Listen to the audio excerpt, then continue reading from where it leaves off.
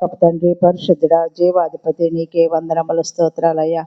గత 9 మాసముల వరకు నా తండ్రి, నీ యొక్క బాహువుల్లో నా తండ్రి మమ్మల్ని కాపాడినందుకు వందనములు, స్తోత్రాలయ్యా. ఇది నా నూతన నెలను మాకు దయచేసినందుకు వందనాలు. నా తండ్రి, నీ సన్నిధి కాంతిని మా మీద ఉంచమని అడుగుతున్నాను తండ్రి. మాకు ఎలాంటి అనారోగ్య స్థితి లేకుండా కాపాడిన దేవా, నీకే వందనములు చెల్లిస్తున్నాను. కూడి వచ్చిన బిడ్డలను దీవించండి. వినగలిగిన మంచి మనసున బిడ్డలు దయచేయండి. నీ పక్షాన నిలబడిన నన్ను నీ నోటి బోరగా మాత్రమే వాడుకొని మీరే మహిమ, ఘనత, ప్రభావాలు పొందుకోమని యేసు జీవము గల పరిశుద్ధ నామమును ప్రార్థిస్తున్నాము తండ్రి, ఆమేన్. ఈనాటి అంశము ఆసక్తిగా ప్రార్థించుట ఎట్లు. ఏలియా ఆసక్తిగా ప్రార్థన చేసే ప్రార్థనా వీరుడు. ఏలియా గురించి ఈరోజు మనము నేర్చుకోబోతున్నాము. అతడు ప్రార్థనా ఫలితముగానే ఆకాశము మోయబడినది. మరలా ఏలియా ప్రార్థించగా వర్షము కురిసినది. అతని ప్రార్థన ద్వారా చనిపోయిన యువకుడు కూడా బ్రతికింపబడ్డాడు. ఆకాశము నుండి అగ్ని దిగి వచ్చును. ఇశ్రాయేలీల ప్రజలు వాళ్ళ హృదయాలను ఆయన ప్రార్థన ద్వారా యెహోవా వైపు త్రిప్పబడారు. అంటే ప్రార్థనకంత శక్తి, బలం అన్నమాట. అలాగే పరిశుద్ధ గ్రంథములో ఏలియాని గురించి మన వంటి స్వభావము కల మనుష్యుడు అని పరిచయం చేస్తున్నారు. అంటే ఏలియా మన వంటి స్వభావం గల మనుష్యుడే. అలాగే అందువల్ల సాహస కార్యములను చేశారని అనేకులు తలస్తున్నారు. మనం ఎప్పుడైతే మన మనఃపూర్వకముగా ప్రార్థిస్తామో అవన్నీ మనం పొందుకునే వరముగా ఉండాలి. మనము బలహీన స్థితిలో ప్రార్థిస్తున్నాము, జరుగుతుందో లేదని మనము ప్రార్థించకూడదు. కానీ ఏలియా అట్లా ప్రార్థించాడు కాబట్టి ఆసక్తిగా దేవుడు ఏలియాను వాడుకున్నాడు. ఆయన ప్రార్థన ఆలకించే దేవుడు. మనము కూడా మన వంటి మానవ స్వభావం గల మనుషుడని ఏలియా గురించి చెప్తున్నాడు దేవుడు. అలాగే మనము కూడా ప్రార్థించినట్లయితే గొప్ప కార్యాలు మన ద్వారా దేవుడు చేయగలడు. ప్రార్థనా వీరుడైన ఏలియా కూడా ఒక దినమున సొమ్మసిల్లిపోయాడు, అలిసిపోయాడు. కారణం ఏంటంటే రాణి అయిన యెజెబెల్ అతనిని బెదిరిస్తుంది, నిన్ను చంపుతానని.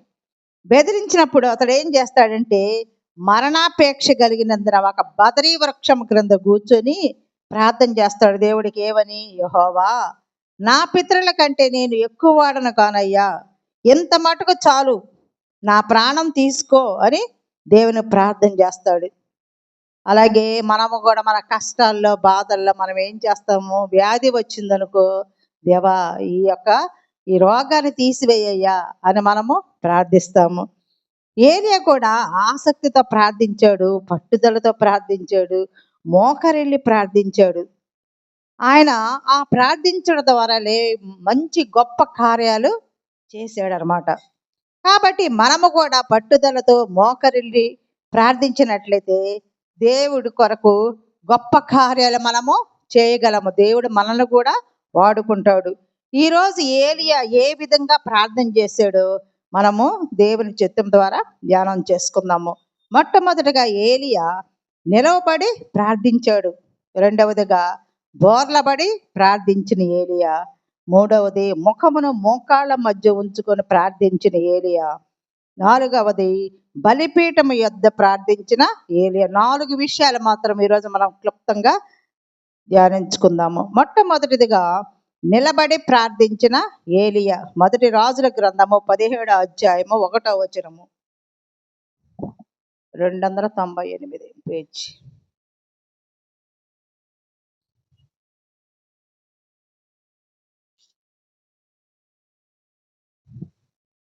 మొదటి రాజుల గ్రంథము 17వ అధ్యాయము 1వ వచనము. ఏలియా ఆహాబు నొద్దకు వచ్చి, ఎవని సన్నిధిని నేను నిలబడి ఉన్నానో ఇశ్రాయేలు దేవుడైన యెహోవా జీవము తోడు, నా మాట ప్రకారము గాక ఈ సంవత్సరములో మంచైనను వర్షమైనను పడదని ప్రకటించెను. ఇక్కడ ఇందులో ఏలియా ప్రార్థన రహస్యం ఉంది. ఏంటంటే అనుదినము తెల్లవారుజామున ఏలియా తన 2 చేతులెత్తి దేవుని సన్నిధానంలో నిలిచేవాడని, ఆయన దేవుని గురించి ప్రార్థించేవాడని ఆయన తెలుస్తుంది. ప్రతిదినము ఎంతమంది లేచి ప్రార్థిస్తారు ఏకూజామున? అట్లా ప్రతిదినము మనం ఏకూజామున తెల్లవారుజామున ప్రార్థించే వారముగా ఉండాలి. ఉదయకాలం ప్రార్థన గొప్ప కార్యాలు చేస్తాయి. అలాగే అద్భుతాలు చేయు దేవుని ఎదుట నిలబడ్డాడు. ప్రభువా, నేడు నేను ఏమి చేయాలో ఆజ్ఞ ఇమ్ము అని దేవుని ప్రార్థన చేసేవాడంట. ఉదయాన్నే ప్రతిదినము ప్రభు నేనేం చేయాలయ్యా, నాకు గణపరిచయ్యా, బయలుపరిచయ్యా, ఆజ్ఞయ్యా అని దేవుని ప్రార్థించేవాడంట. కొందరు మోకరించి ప్రార్థిస్తారు, కొందరేమో కూర్చొని ప్రార్థిస్తారు, కొంతమంది ఆకాశము తట్టు కన్నులెత్తి ప్రార్థించేవారుగా ఉంటున్నాడు. ఇక్కడ పౌలు భక్తుడు తిమోతి మొదటి పత్రిక 2:8 కూడా పురుషులు కోపమును సంశయమును లేని వారై పవిత్రమైన చేతులెత్తి ప్రార్థించవలను. ద్వేషము, కోపాలు, అనుమానము, సంశయము లేని వారై చేతులెత్తి ప్రార్థించేవారుగా ఉండాలంట. యెషయా గ్రంథములో కూడా 38వ అధ్యాయము, యెషయా గ్రంథము 38వ అధ్యాయంలో ఇక్కడ ఆ దినములలో హిజ్కియాకు మరణకరమైన రోగము కలుగగా ప్రవక్తయు ఆమోజు కుమారుడైన యెషయా అతని దగ్గరికి వచ్చి, నీవు మరణమగుచున్నావు, బ్రతుకు గనుక నీవు నీ ఇల్లు చక్కబెట్టుకొనమని యెహోవా సెలవిచ్చుచున్నాడని చెప్తాడు. హిజ్కియా, నువ్వు బ్రతకువు, నీవు మరణమగుచున్నావు, బ్రతుకు కాబట్టి నీ ఇల్లు చక్కబెట్టుకోమని సెలవిచ్చినప్పుడు అతడు ఏం చేస్తాడంటే, అతడు ఏం చేస్తాడు, తన ముఖమును గోడ తట్టు తిప్పుకొని, యెహోవా, యథార్థ హృదయుడనై సత్యముతో నీ సన్నిధి నేను ఎట్టు నడుచుకుంటునో, నీ దృష్టికి అనుకూలముగా సమస్తమును నేను ఎట్లా జరిగించుతునో కృపతో జ్ఞాపకం చేసుకోయ్యా అని అంటాడు. అని కన్నీళ్లు విడుస్తూ యెహోవాను ప్రార్థిస్తాడనమాట. ఆ కన్నీళ్లు విడుచుట దేవుడు చూచి అంటున్నాడు. యెహోవాకు మళ్ళా యెషయాకు ప్రత్యక్షమై ఇలాగ సెలవిస్తుంది, నీవు తిరిగి హిజ్కియా దగ్గరికి వెళ్ళుము, అతని యొద్దకు పోయి అతనితో ఇట్లను అంటున్నాడు, నీ పితరుడైన దావీదునకు దేవుడు యెహోవానికి సెలవిచ్చినదేమంటే, నీవు కన్నీళ్లు విడుచుడు చూచి తిని నీ ప్రార్థన నేను అంగీకరించి తిని, అలాగే ఇంకా 15 సంవత్సరముల ఆయుష్ను నీకిచ్చేదను అని అంటున్నాడు. అంటే మనం ఏం చేయాలి? మన బాధల్లో, కష్టాల్లో మనుషుల దగ్గరకు పరిగెత్తకూడదు. దేవుని దగ్గరికి వెళ్ళి మన మనసులో ఉన్నదేదో మనఃపూర్వకముగా ఆయన ప్రార్థించినట్లయితే మన ప్రార్థనను ఆలకించే దేవుడు. హిజ్కియా కూడా మరణమవుతున్నాను అయ్యా, నేను ఎట్లా బ్రతికాను, నీ సన్నిధిని నేను ఎలా ఉన్నానో జ్ఞాపకం చేసుకోయ్యా అని ప్రార్థిస్తే దేవుడు ఆ ప్రార్థన ఆలకించి మరలా 15 సంవత్సరముల ఆయుష్ను ఇచ్చాడు. అలాగే మనము కూడా ప్రార్థించి, మనము కూడా మన జీవితంలో ఈ లోకంలో జీవిస్తూ మనం దేవుని వైపు తిరిగి ప్రార్థించినట్లయితే మన ప్రార్థన ఆలకించే దేవుడు, జవాబిచ్చే దేవుడుగా ఉంటున్నాడు. అలాగే దానియేలు గ్రంథము 6వ అధ్యాయము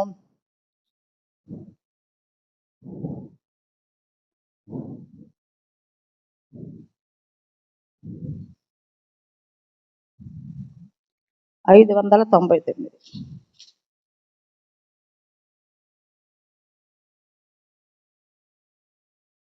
దానియేలు గ్రంథము 6వ అధ్యాయము 10వ వచనములో కూడా దానియేలు ఏం చేస్తాడంటే, తన ఇంటి పైగది కిటికీలను యెరూషలేము తట్టు తెరుచుకొని ప్రార్థిస్తున్నాడు.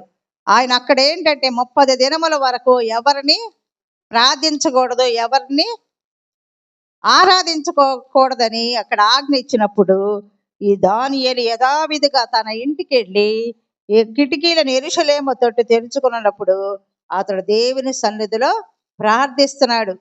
ప్రార్థించినప్పుడు ఫలితముగా ఏం జరిగినది?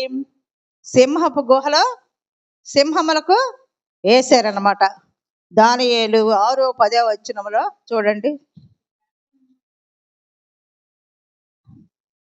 అతడు తన ఇంటికి వెళ్ళి యథాప్రకారంగా అనుదినము 3 మోకాళ్ళుని తన ఇంటి పైగది కిటికీలు యెరూషలేము తట్టునకు తెరవబడి ఉండగా తన దేవునికి ప్రార్థన చేయించు ఆయనను స్తుతించుతూ వస్తున్నాడు. ఆ రాజు శాసనము చేసినప్పటికీ ఏమైపోతానన్న భయం కూడా లేకుండా అతడు రోజుకి 3 మోకాళ్ళుని ప్రార్థిస్తూ దేవుని స్తుతించేవాడు అనమాట. కాబట్టి అలా చేసినప్పుడు ఆ దానియేలుని తీసుకెళ్ళి సింహపు బోనులు వేసినప్పుడు సింహాలు ఏం చేస్తాయి? వేసి వేయగానే తినేస్తాయి, కానీ వాటి నోళ్లను దేవుడు మూసివేశాడు. ఇప్పుడు దానియేలు రక్షింపబడ్డాడు. అలాగే సుంకర కూడా లోకాసు వార్త 18వ అధ్యాయము, లోకాసు వార్త 18వ అధ్యాయము 13వ వచనంలో ఇక్కడ సుంకర ఏం చేస్తున్నాడంటే, సుంకరి దూరముగా నిలుచుండి ఆకాశము వైపు కన్నులెత్తుటకైనను ధైర్యము చాలక రొమ్ము కొట్టుకొనుచు, దేవా పాపినైనా నన్ను కరుణించుమని పలికాడు. ఈ పరిసయుడు ఏం చేస్తున్నాడు? పరిసయుడు ప్రార్థన ఎలా చేస్తున్నాడు? నేను చోరులను, అన్యాయస్తులను, వ్యభిచారులనైనా, ఇతర మనుష్యుల వలనైనను, ఈ సుంకరి వలనైనను నేను ఉండనందుకు నీకు కృతజ్ఞతాస్తుతులు చెల్లిస్తున్నాను. వారమునకు 2 మార్లు ఉపవాస ప్రార్థన చేస్తున్నాను. నా సంపాదన అంతటా 10వ భాగం చెల్లించున్నాను అని తనలో తాను దేవుని ప్రార్థిస్తున్నాడు. అంటే అతిశయం అన్నమాట. నేను దొంగను కాదు, చోరును కాదు, వ్యభిచారును కాదు, అలాంటి మనుషులాగా నేను లేను. ఇదిగో ఆఖరికి సుంకర్లాగా నేను ఉండనందుకు నీకు వందనాలయ అంటున్నాడు. వారానికి 2 మార్లు ఉపవాసం ఉంటున్నాను. నా సంపాదన అంతటిలో 10వ వంతు చెల్లిస్తున్నానని ప్రార్థిస్తాడు. కానీ సుంకర అయితే ఆకాశం వైపు కన్నులెత్తుటకైనను ధైర్యము చాలక అంటాడు, పాపినైనా నన్ను కరుణించుమని ఆయన రొమ్ము కొట్టుకొనుచు తగ్గించుకున్నాడు, తన్ను తాను తగ్గించుకున్నాడు. ఇక్కడ తగ్గింపు అనేది పరిసయుడికి లేదు. కాబట్టి ఎవరి ప్రార్థన ఆలకిస్తాడు దేవుడు? తగ్గింపు గల వారి ప్రార్థనే ఆలకిస్తాడు. అలాగే ఆకాశము వైపు కన్నెలెత్తుటకు ధైర్యము చాలక రొమ్ము కొట్టుచు ప్రార్థిస్తున్న సుంకరి ఆయన తగ్గించుకున్నాడు. కాబట్టి తన్ను తాను తగ్గించుకున్నవాడు హెచ్చింపబడని చెప్తున్నాడు. కాబట్టి మన ప్రార్థన ఎలా ఉండాలి? మనలను కూడా మనం తగ్గించుకోవాలి. దేవుని సన్నిధిలో తగ్గించుకొని ప్రార్థించినట్లయితే ఆ ప్రార్థన దేవుడు ఆలకిస్తాడు. కొందరైతే మేము దశంభాగములు ఇస్తున్నాము, ఉపవాసం ఉంటున్నాము, అనుదినము దేవాలయంకి వెళ్తున్నాము, మేమే భక్తి పరులము, మేమే ఉన్నవాళ్ళము, మా ప్రార్థన ఆలకిస్తాడు, సంఘములో మేమే చలామణం అవుతాం అనుకుంటారు. కానీ అలాంటి వాళ్ళు పరలోక రాజ్యంలో చేరరు. దేవుడు ఆ ప్రార్థనను ఆలకించడు. తగ్గింపు స్వభావం ఉండాలి. అలాగే యెహోషువ గ్రంథంలో కూడా 10వ అధ్యాయము,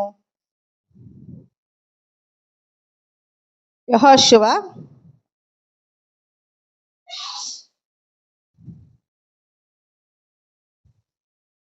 10వ అధ్యాయము 12వ వచనంలో కూడా, సూర్యుడా నీవు గిబియోనులో నిలువుము, చంద్రుడా నీవు అయ్యాలోను లోయలో నిలువుము అని యెహోషువ ప్రార్థించగా సూర్య చంద్రులు కూడా లోబడి ఉన్నాయన్నమాట. సూర్యుడా నీవు గిబియోనులో నిలువుము, చంద్రుడా నీవు అయ్యాలోను లోయలో నిలువుమని యెహోషువ ప్రార్థించినప్పుడు ఆ ప్రార్థన దేవుడు ఆలకించాడు. అంటే నమ్మకముగా దేవుడు చేస్తాడు అని చేశాడు. ఏలియా కూడా ప్రార్థించినప్పుడు కూడా ప్రకృతి వర్షమును మంచును లోబడేటట్టు చేశాడు. అలాగే దేవుని ఎదుట నిలిచేవారు ఎలా ఉండాలంటే, అల్పులైన మనుషుల ఎదుట చేతులు కట్టుకొని నిలబడరు. కానీ మీరు ఒకవేళ నిరుపేద కుటుంబంలో ఉండవచ్చు, అధికారం లేకపోవచ్చు, కానీ మీరు సహాయం చేయడానికి ఎవరు లేకపోవచ్చు, కానీ దేవుని ఎదుట నిలుచుట మనం ఉండాలి. దేవుని బిడ్డలమై మనం ఉండాలి. ఈ లోకములో మనం తృణీకరించవచ్చు, లెక్క లేకపోవచ్చు, సంఘములో విలువ లేకపోవచ్చు, కానీ దేవుని బిడ్డలమైన మనము ధైర్యవంతులుగా ఉండాలి. ఎందుకంటే దేవుని కలిగి ఉన్నాం కాబట్టి. దేవుడే మనకు తండ్రి, ఆయనే మన సమస్త అక్కర్లు తీర్చగల దేవుడు కాబట్టి మనం దేవుని బిడ్డలమని అల్పులమైన ఈ లోకములో దేవుని బిడ్డలంగా ఉండి ప్రార్థించడం మనము నేర్చుకోవాలి. రాజులను మన పాదముల చెంతకు తీసుకొచ్చే దేవుడు మన దేవుడు కాబట్టి రాజులు అధికారులు లేకుండా, అధికారంలో మనకు లేకపోయినప్పటికీ సర్వశక్తి గల దేవుడు మనకున్నాడు.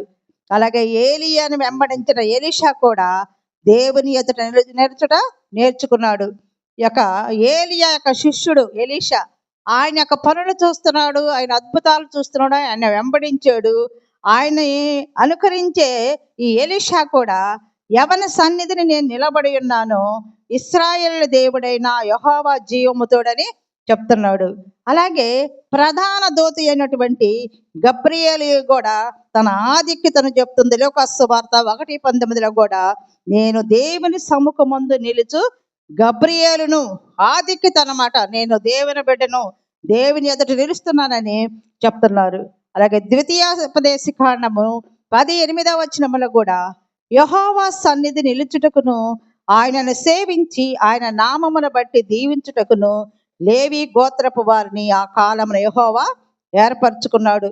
దేవుని సన్నిధిని అంటే వాళ్ళు దేవుని ఆరాధించాలని దేవాలయము శుభ్రపరిచేవారు, ఆయనను సేవించేవారు, ఆలయమును కనిపెట్టుకొని ఉండేవారు ఈ లేవీలు. దేవుడు వారిని ఏర్పరచుకున్నాడు. అలాగే ఈ ఉదయకాలమున మనల్ని దేవుడు ఏర్పరచుకున్నాడు కాబట్టి పాటలు పాడే ఆధిక్యత, వాక్యము చదివే ఆధిక్యత, ప్రార్థన చేసే ఆధిక్యత దేవుడు మనల్ని ఉదయకాలమున మనకు అనుగ్రహించాడు. ఎంతో మంది ఉన్నారు కానీ కొద్ది మంది ఉదయకాలమున ఆయన స్వరము వినడానికి వచ్చారు. కాబట్టి ఆయన దీవెనలు మనం పొందుకోవాలంటే మన ఉదయాన్నే కనిపెట్టుకొని ఉండాలి. ఏలియా కూడా ఉదయాన్నే లేచి చేతులెత్తి ఆయన ఆకాశము వైపు తన చేతులు చాపి ప్రార్థించేవాడుగా ఉంటున్నాడు. మనము కూడా ప్రార్థించే వారముగా మనము ఉండాలి. యోహాను మొదటి పత్రిక 3:21-22 ప్రియులారా, మన హృదయము మన యందు దోషారోపణ చేయని ఎడల దేవుని ఎదుట ధైర్యము గలవరమగుదుము. మరియు మనము ఆయన ఆజ్ఞలను గైకొనుచు ఆయన దృష్టికి ఇష్టమైనవి చేయుచున్నాము గనుక మనము ఏమి అడిగినను అది ఆయన మనకు దొరికేటట్లు చేస్తాడనమాట. అంటే మన హృదయములో మనము పాపము చేయకుండా ఉన్నట్లయితే ధైర్యంగా ఉంటాము. ఏమైనా మనం తప్పు చేసినట్లే దేవుని సన్నిధిలో ఉంటామా? భయపడతాము. కాబట్టి మనం ఆయన ఆజ్ఞలకు లోబడి ఆయన మాటలు గైకుండా ఉన్నట్లయితే ఆయన దృష్టికి ఇష్టమైనవి చేస్తున్నాం కాబట్టి ఆయన బిడ్డలు ఏది అడిగినా కానీ ఆయన కొదువు లేకుండా ఇస్తాడు. ఆయన ఆజ్ఞ ఏంటంటే ఒకరినొకరు ప్రేమించాలి అనేది. ఆ కాలమందు ఇశ్రాయేలు దేశంలో విగ్రహాలను పూజించడం అది వాళ్ళకి విస్తరించి ఉన్నది. ఎక్కడ చూసినా కానీ విగ్రహాలను పూజించేవారు. యెజబెల్ అనే వేశ్య ఆ యొక్క దేశాన్ని పరిపాలిస్తున్నప్పుడు ఎటు చూచిన బయల ప్రవక్తలే దేవుని ప్రజలు దేవునికి దూరస్తులై విగ్రహారాధనకు బానిసలై ఉంటున్నారు. ఈ యెజబెలు ఆ బయల దేవతను పూజించేది కాబట్టి వలన వారు హృదయములను త్రిప్పు నిమిత్తము ఏలియా ఏం చేస్తాడంటే ఆసక్తిగా ప్రార్థిస్తాడు. అయ్యా, వీళ్ళు విగ్రహాలను పూజిస్తున్నారు, దేవుణ్ణి ఆరాధించటం లేదని ఏలియా ఆసక్తిగా ప్రార్థించి వర్షంపకుండినట్లు ఆకాశమును బంధింపజేశాడు. ఆయన ప్రార్థన వినగానే వర్షము కురవదని చెప్పగానే ఆకాశము కూడా బంధింపబడినది. అలాగే ఇక్కడ ఎస్తేరు విషయంలో చూసినట్లయితే యూదులు సంహరింపబడుదరని ఎస్తేరు తెలిసినప్పుడు ఆమె ఆ దేశపు రాణిగా ఉన్నందున 3 రాత్రింబగళ్ళు ఉపవాసం ఉండి ప్రార్థించి ఆమె విజయము పొందింది. ఆ యొక్క యూదులు వాళ్ళందరిని చంపేస్తారని చెప్పినప్పుడు ఆమె రాణిగా ఉన్నప్పుడు తన ప్రజల కోసం ఆమె 3 రాత్రులు పగళ్ళు ఉపవాసం ఉండి ప్రార్థించి జయం పొందింది. అంటే ఇక్కడ కష్టం వచ్చినప్పుడు మనము దేవుని సన్నిధిలో ఉపవాస ప్రార్థనల ద్వారా మనం ఆయన్ని సేవించినట్లయితే మనము జయం పొందుకునే వారముగా ఉంటాము. ప్రార్థనా శక్తి అలాంటిదన్నమాట. మనం యుద్ధాలు చేయక్కర్లేదు, ఆయుధములు వాడక్కర్లేదు, కానీ దేవుని సన్నిధానం మనఃపూర్వకముగా మనం ప్రార్థించినట్లయితే మన ప్రార్థన ఆలకించే దేవుడుగా ఉన్నాడు. నాకు మొర్ర పెట్టుము, నేను నీకు ఉత్తరం ఇస్తాను. చిన్న ప్రార్థన, విస్తారమైన ప్రార్థన చేయకుండా నాకు మనస్ఫూర్తి దేవుడు నాకు చేస్తాడు, నాకు న్యాయం చేస్తాడు, దేవుడు నా పక్షాన ఉన్నాడని మన మనస్ఫూర్తిగా ప్రార్థించినట్లయితే మన ప్రార్థనకు జవాబిచ్చే దేవుడు ఉన్నాడు. అలాగే నెహెమ్యా గురించి కూడా యెరూషలేము ప్రాకారంలో పడద్రోయబడి దేవాలయం పాడు చేయబడినప్పుడు ఆయన ఏం చేస్తాడంటే నెహెమ్యా ఆత్మలో ఆసక్తితో ఆయన ప్రార్థన చేయగానే అది మళ్ళా కట్టబడుతుంది అనమాట. ఈనాడు మనం ఎలా ప్రార్థన చేస్తున్నాము కాబట్టి మన కుటుంబం కోసం ప్రార్థన చేస్తున్నామా, మన పాలెం కోసం ప్రార్థన చేస్తున్నామా, మన సంఘం కోసం ప్రార్థన చేస్తున్నామా, మన పట్టణం గురించి ప్రార్థన చేస్తున్నామా? కాబట్టి ఈనాడు నీ మీద నా మీద ఆ భారము మోపబడి ఉన్నది. మన దేశ ప్రజల కోసము, మన దేశ రక్షణ కోసము ఆసక్తిగా ప్రార్థించడానికి దేవుడు మిమ్మల్ని నిలబెట్టాడేమో. ప్రార్థిస్తున్నామా లేదా అని మనల్ని మనము పరిశీలన చేసుకోవాలి. మన గురించే కాదు కానీ వ్యక్తిగతంగా మన కుటుంబాల గురించి, మన పాఠము గురించి, మన సంఘము గురించి, ఈ సహవాసము గురించి మనం ఆసక్తిగా ఏలియా ఎలాగా ప్రార్థించాడో అలాగే ప్రార్థించే బిడలంగా మనము తిమోతిని మొదటి పత్రికలో కూడా మనము సంపూర్ణ భక్తియు మాన్యతయు నెమ్మదిగాను సుఖముగాను బ్రతుకు నిమిత్తము మనుష్యులందరి కొరకు మనము ప్రార్థించాలంట. మనము భక్తి మాన్యత నెమ్మదిగా సుఖముగా మనం బ్రతకాలంటే మనము మనుషులందరి కొరకు మనం ప్రార్థించేవారుగా ఉండాలి. మనం రక్షణ పొందటమే కాదు, అందరూ రక్షింపబడాలి. మనం దేవుని రాజ్యంలో ఉండటమే కాదు, కానీ ప్రతి ఒక్కరూ నశించే ఆత్మలను ఆయన రక్షించడానికి యేసు ప్రభు వారి ఈ లోకములో మానవ ఆకారముగా కన్యక గర్భాన ఈ లోకానికి వచ్చాడు. కాబట్టి మనము కూడా ఆయన బిడ్డలమైన మనము కూడా నశించే ఆత్మలను రక్షించే బిడ్డలంగా మనం ఉండాలి. మన కొరకే కాక ఇతరుల కొరకు మనం ప్రార్థించాలి. అగ్నిలో లాగినట్టు రక్షించినట్లు మనము కూడా ఇతరుల కొరకు మనం ప్రార్థించే బిడ్డలంగా ఉండాలి. అలాగే ఏలియా ఆసక్తిగా ప్రార్థించాడు కాబట్టి ఆయన ప్రార్థన దేవుడు ఆలకించాడు. రెండవ పాయింట్గా బోర్లబడి ప్రార్థించిన ఏలియా. మొదటి రాజుల గ్రంథము 17వ అధ్యాయము 21వ వచనము. మొదటి రాజుల గ్రంథము 17వ అధ్యాయము 21. ఆ చిన్నవాని మీద ముమ్మారు తాను పారదాచుకొని, యెహోవా నా దేవా నా మొర్ర ఆలకించి ఈ చిన్నవానికి ప్రాణము మరలా రారమ్మని యెహోవాకు ఏలియా ప్రార్థించాడు. ఆ క్షేమకాలమున కరువు కాలమున ఏలియాని పోషించడానికి సారెపతు విధవరాలింటికి దేవుడు పంపాడు. ఆమెమో ధనవంతురాలు కాదు, వాళ్ళేమో రిచ్ ఫ్యామిలీ కాదు, కానీ ఆమె చాలా బీద విధవరాలు. ఆమె కుమారుడు కూడా చాలా దయనీయ స్థితిలో జీవిస్తూ ఉన్నారు. వాళ్ళిద్దరూ కొన్ని పుల్లలు ఏరుకొని వచ్చి తన వద్ద ఉండే చిన్న కొద్దిపాటి పిడికెడు పిండి నూనెతో అప్పం చేసుకొని అవి తిని చనిపోవాలని మరణాపేక్ష గల వారే సిద్ధపడి ఉన్నారు వాళ్ళు. అటువంటి బీద విధవరాల దగ్గరికి ఏలియాను పంపించాడు దేవుడు. ఆమెను పోషించు నిమిత్తము ఆమె స్థితిని చూశాడు. ఆమెను పోషించాలని ఆమెకు ఉండినటువంటి కొద్ది పిండిని నూనెను ప్రవక్తయకు ఏలియాకు ఆయన చూసి అవన్నీ ఏలియా ఆమెను ఆశీర్వదించాడు. కరువు కాలమున అన్ని సమాప్తమైనప్పుడు ఆమె కుమారుడు జబ్బుపడి మరణించినప్పుడు అంతకుముందు ఆమె భర్తను కోల్పోయింది. ఇప్పుడేమో తన కుమారుడు ఒక్కగానొక్క కుమారుడు కూడా చనిపోయాడు. ఇక ఆమె భవిష్యత్తు ఏంటి? తినడానికి లేదు, దరిద్ర జీవితం జీవిస్తుంది, విధవరాలు, భర్త చనిపోయాడు, ఆమె దగ్గర ఏమి లేదు, కొంచెం పిండి కొంచెం నూనె ఉంటే ఆమెను రక్షించడానికే ఈ ఏలియాను ఆమె దగ్గరికి పంపాడు. ఈమె లేని ఆమె అనాథరాలుగా ఉంది. అప్పుడు ఆమె దైవజనుడా నా యొద్దకు నీవు రానిమిత్తమేమి, నా పాపములు నాకు జ్ఞాపకము చేసి నా కుమారుని చంపుటకై నా యొద్దకు వచ్చితివని ఏలియాని అడుగుతుంది అనమాట. అప్పుడు ఆ పరిస్థితుల్లో ఆమెను చూసి ఆసక్తిగా ప్రార్థించి తప్ప ఆ చిన్నవాడిని బ్రతికించలేమని, అందువలన ఏలియా ఏం చేస్తాడంటే ముమ్మార్లు బోర్ల పడి ఆసక్తిగా ప్రార్థిస్తాడు. అతను ఎందుకు ముమ్మార్లు బోర్ల పడ్డాడంటే మానవులో ప్రాణము, ఆత్మ, శరీరం అని 3 బ్రతికింపబడవలనంటే అలాగున ఏలియా చేశాడు. అంటే ఏలియా ప్రార్థన ఆలకించిన దేవుడు ఆ చిన్నవాణిని బ్రతికించాడు. ముమ్మార్ల బిడ్డ మీద పడుకొని ప్రార్థించాడు. ఏలియా దినముల వరకు ముందు చనిపోయిన వారు బ్రతికింపబడినట్లుగా చరిత్రలో ఎక్కడ లేదు. అలాగే మృతి చెందిన ఒక వ్యక్తిని మొట్టమొదటిసారిగా బ్రతికించింది ఎవరంటే ఏలియా మాత్రమే. అలాగే ఏలియా సారెపతి విధవరాలు కుమారుని సజీవునిగా ఆ లేపుడు చూసిన వారందరూ ఆశ్చర్యపడతారు. తర్వాత ఏలియా ఏం చేస్తాడు, తన పరిచర్యలో షూనేమీరాలు కుమారుని కూడా సజీవంగా ఆయన లేపాడు. అలాగే యేసుక్రీస్తు ప్రభువారు కూడా యాయీరు కుమార్తెను, లాజరును, నాయీనను ఊరు విధవరాలు కుమారుని కూడా సజీవునిగా లేపాడు. అలాగే క్రీస్తు అడుగు జాడలో నడిచిన పేతురు ఏం చేస్తాడంటే డోర్కాను చనిపోయినప్పుడు ఆమెను లేపాడు. అలాగే అపోస్తలుడైన పౌలు ఐదుగురిని ఎవరు చనిపోతే కిటికీలంట పడి అతనిని బ్రతికించాడు.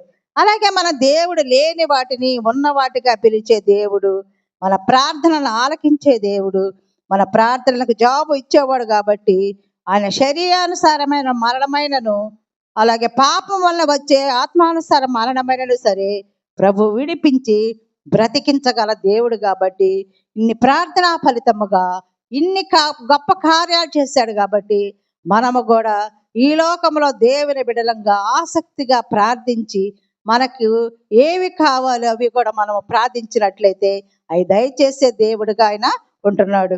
అలాగే ఎఫెసీ 2:1 కూడా అపరాధముల చేతను పాపముల చేతను చచ్చిన వారై ఉండగా ఆయన మిమ్మల్ని క్రీస్తుతో కూడా బ్రతికించాను. మనం పాపం చేసినప్పుడే మనల్ని ఆయన ప్రేమించాడు. మనం పాపపు స్థితిలో ఉన్నప్పుడు నా బిడ్డ నరకాగ్నిలో పడుతుందని మనల్ని ప్రేమించి ఆయన మన పాప స్థితిలో మనం చచ్చిన వారు ఉండగా ఆయన మన క్రీస్తుతో కూడా మనల్ని బ్రతికించాడు. కాబట్టి ఏలియా వలె మనం ఆసక్తిగా నిలవబడి బోర్లపడి ప్రార్థించే బిడ్డలంగా ఉండాలి. అలాగే ప్రభు మీ మీద కరుణ నొందించు ఆత్మను విజ్ఞాపన ఆత్మను కురంభరించుచున్నాడని జకర్యా గ్రంథంలో వ్రాయబడి ఉన్నది. మన మీద ఆయన కరుణ నొందిన ఆత్మను అలాగే విజ్ఞాపన ఆత్మను కురంభరింపగోరుచున్నాడు. కాబట్టి మన హృదయాలను ఆయన వైపు త్రిప్పుకొని ఆసక్తితో ప్రార్థించి ఆయన ఇచ్చే ఈవులను పొందుకునే బిడలంగా మనము ఉండాలి. మూడవదిగా ముఖమున మోకాళ్ళ మధ్య ఉంచుకొని ప్రార్థించిన ఏలియా రాజుల మొదటి గ్రంథము 18:42 కూడా ఆహాబు భోజనం చేయగోరని గాని ఏలియా కర్మేలు పర్వతం ఎక్కి ఆ పర్వతం మీద పోయి నేల మీద పడి ముఖము మోకాళ్ళ మధ్య ఉంచుకున్నాడు. ఏలియా ప్రార్థించిన విధానం ఏంటంటే తన ముఖమును మోకాళ్ళ మధ్య ఉంచుకొని ప్రార్థించాడు. ఇశ్రాయేలు దేశమందు గర్భిణీ స్త్రీలు ప్రసవ సమయం సమీపించినప్పుడు అంట వారు తమ తలను మోకాళ్ళ మధ్య ఉంచుకొని ప్రయాసపడుతుండగా వాళ్ళు ప్రసవిస్తారంట. అందువల్ల స్త్రీలకు ఆ మంత్రస్థానం రాకమునిపే సుఖ ప్రసవం జరుగుతుండేది. అంటే హెబ్రీ స్త్రీలు ఐగుప్తు స్త్రీల కంటే వారు చురుకైన వారు. ఆ మంత్రస్థానం రాకముందే వాళ్ళ ప్రసవ వేదన పడి బిడ్డలను ప్రసవించేవారు. ఆనాడు ఏలియా ప్రసవ వేదనతో కూడా ప్రార్థించి ఆత్మభారంతో దేవుని ప్రార్థించే బిడ్డగా ఉన్నారు. అలాగే గలతీ పత్రికలో కూడా నా పిల్లలారా క్రీస్తు స్వరూపము మీ యందు ఏర్పడే వరకు మీ విషయమై మరలా నాకు ప్రసవ వేదన కలుగుతున్నదని అపోస్తలుడైన పౌలు చెప్తున్నాడు. క్రీస్తు స్వారూప్యం వరకు మనల్ని ఆయనలాగా మనం ఉండాలని ఆయన క్రీస్తు స్వారూపం మీ యందు ఏర్పడే వరకు నాకు మీ వెడల ప్రసవ వేదన కలుగుతున్నదని పౌలు భక్తుడు అంటున్నాడు. నీతిమంతుల సింహం వలె ధైర్యముగా ఉంటారు, అధికారులు ఎదుట రాజులు ఎదుట ధైర్యవంతులుగా ఉంటారు. అలాగే 450 మంది బయలు ప్రవక్తల ఎదుట ఏలియా ధైర్యముగా ఉన్నాడు. కానీ దేవుని సన్నిధానంలో నిలబడినప్పుడు తన్ను తాను తగ్గించుకున్నటకు ఏలియా ఏమాత్రము సంశయపడలేదు. అలాగే అబ్రహాము కూడా ఇక్కడ సొదొమ గొమొర్రా పట్టణంలో పాపము బహుభారమై ఉన్నప్పుడు ఆ పట్టణము నాశనం చేయాలని దేవుడు తలంచినప్పుడు ఆ యొక్క పట్టణం గురించి అబ్రహాము కూడా తన్ను తాను తగ్గించుకొని ప్రభుతో అన్నాడు, ప్రభా ఇదిగో ధూళియు బూడిదనైన నేను ప్రభుతో మాటలాడ తెగించున్నాను అని దేవునికి మొరపెట్టాడు. అయ్యా 50 మంది నీతిమంతులు ఉంటే ఆ పట్టణాన్ని నాశనం చేయొద్దు అంటాడు. తర్వాత 45 మంది 40 మంది 30 మంది ఆఖరికి 20 మంది 10 మంది దాకా గోజారుతాడు. ఆ పట్టణం నాశనం చేయాలని తలంచినప్పుడు ఆ పట్టణం గురించి దేవుని దగ్గర మొర్రపెట్టి కనీసం 10 మంది ఉంటే నాశనం చేయొద్దన్నప్పుడు అలాగేనని చెప్తాడు దేవుడు. అలాగే తగ్గించుకొని ప్రార్థించాడు. దావీదు కూడా తన్ను తాను పురుగు వలె తగ్గించుకున్నాడు. కీర్తనలు 22:6 కూడా నేను నరుడను కాను, నేను పురుగును, నరుల చేత నిందింపబడిన వాడను, ప్రజల చేత తృణీకరింపబడిన వాడు తన్ను తాను మనము కూడా ప్రభు సన్నిధిలో ఈ లోకంలో జీవిస్తూ దేవుని బిడ్డలుగా తగ్గించుకునే స్వభావం మనం కలిగి ఉండాలి. అలాగే ఏలియా తన మోకాళ్ళ మధ్య ముఖం ఉంచుకొని ప్రార్థిస్తూ 7 మార్లు వెళ్ళి చూడమని తన పనివారితో కోరుతాడు. కానీ ప్రతిసారి పనివాడు వచ్చి సమాధానం ఇస్తాడు.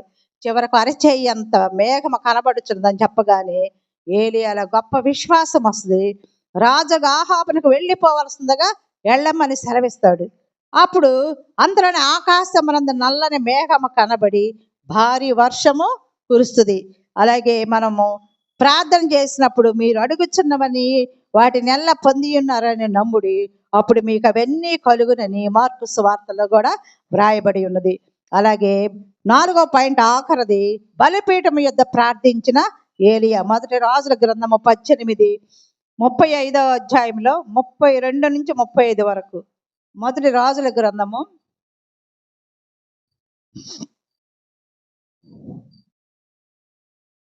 18.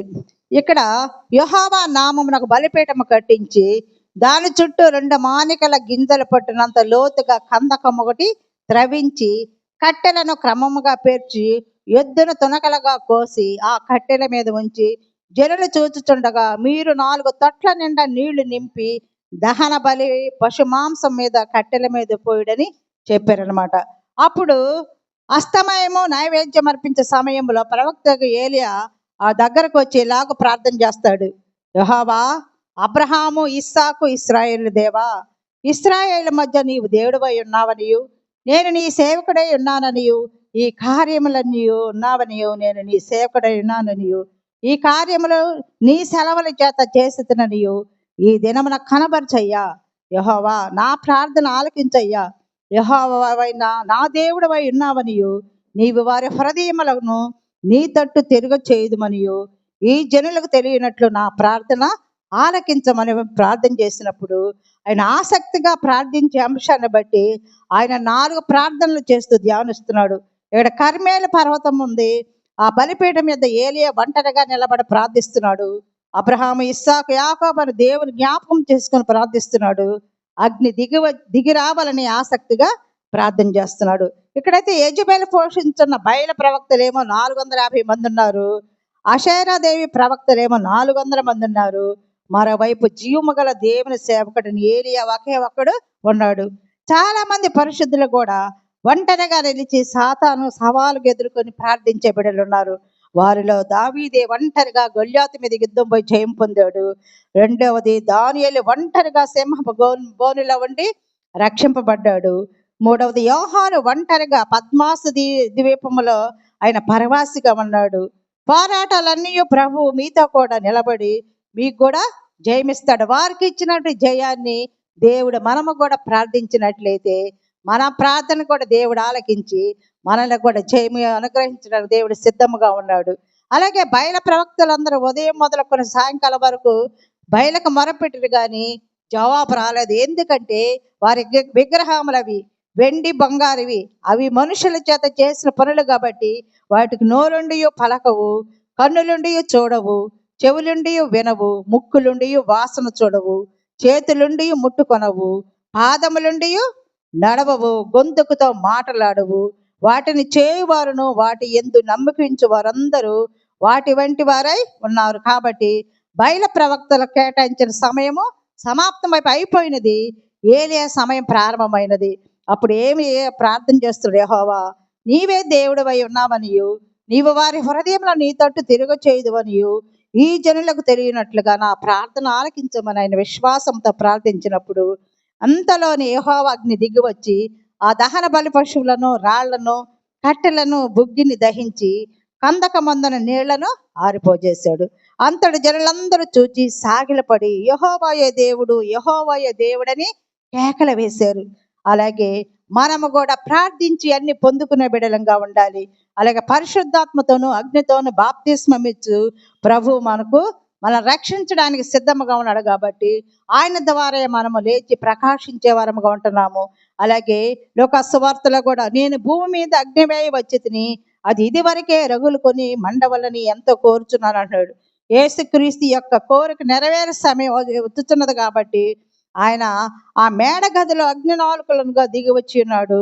మన దినమందు అగ్నిని కలవరి వర్షముగా కురిపించబోచున్నాడు. కాబట్టి ఏలియా వలె మనము ఆసక్తిగా ప్రార్థించి అనేకమైన ఆశీర్వాదములను, మేళ్లను పొందుకునే వారముగా ఉండాలి. కాబట్టి ఆసక్తిగా ఎలా ప్రార్థించాలి, ఎలా దేవుని దగ్గరుండి మనము అద్భుతాలు పొందుకోవాలి, ఎలాగ మన ప్రార్థన దేవుడు ఆలకించాలంటే మన నమ్మకముతో నిబ్బరముగా దేవుడు చేయగలడని ఏలియా కూడా మానవుల స్వభావము కలవాడే. కానీ ఆ రోజు వర్షము కురిపించొద్దంటే వర్షము రాలేదు. మళ్ళా వర్షము రావాలని ప్రార్థించగానే దేవుడు ఆ ప్రార్థన ఆలకించాడు. మనము కూడా ప్రార్థించి జయాలను పొందుకునే బిడ్డలంగా ఉండాలని చెబుతూ కొద్ది మాటలు ముగిస్తున్నాను. దేవుడి వాక్యమును దీవించునుగాక. ప్రార్థించుకుందాం.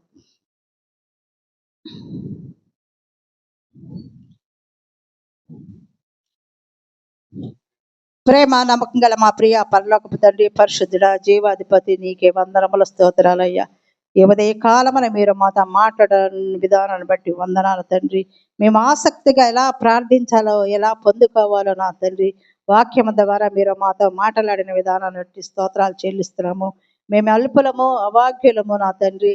అలాంటి మమ్మల్ని నా తండ్రి నీ సన్నిధానంలో నిలబడి నీ వాక్యం వినడానికి, నా తండ్రి నీ స్వరం వినడానికి మాకు ఇచ్చిన శ్రేష్టమైన సమయాన్ని బట్టి వందనాలు. ఇంతవరకు నీ కాపుదల్లో, నీ భద్రతలో మమ్మల్ని ఉంచావయ్యా. ఇక ముందు కూడా ఈ మాసం మొత్తం కూడా నీ యొక్క సన్నిధిని మాపై ప్రకాశింప చేయమని అడుగుతున్నాం తండ్రి. ఇదిగో నా తండ్రి, వృద్ధులను బట్టి, విధవరాండ్రని బట్టి అడుగుతున్నాం, దిక్కులేని వారిని బట్టి అడుగుతున్నాం తండ్రి. మీరే తల్లిగా తండ్రిగా వంటి కాపాడండి. మా పాడవలో ఉన్న ప్రతి ఒక్క గృహాన్ని దర్శి, బలహీన స్థితిలో ఉన్న బిడ్డలున్న తండ్రి మీరే లేవనెత్తండి. మీరే సంపూర్ణ స్వస్థత అనుగ్రహించండి. ఉద్యోగాల కోసము, వివాహాల కోసము, నా తండ్రి గర్భ ఫలాల కోసం ఎదురు చూసే బిడ్డలను దీవించండి, కరుణించండి. మా బిడ్డలు ఎంతో ప్రయాస చదువుతున్నారయ్యా. నీ పరలోక జ్ఞానంతో నింపుకోండి.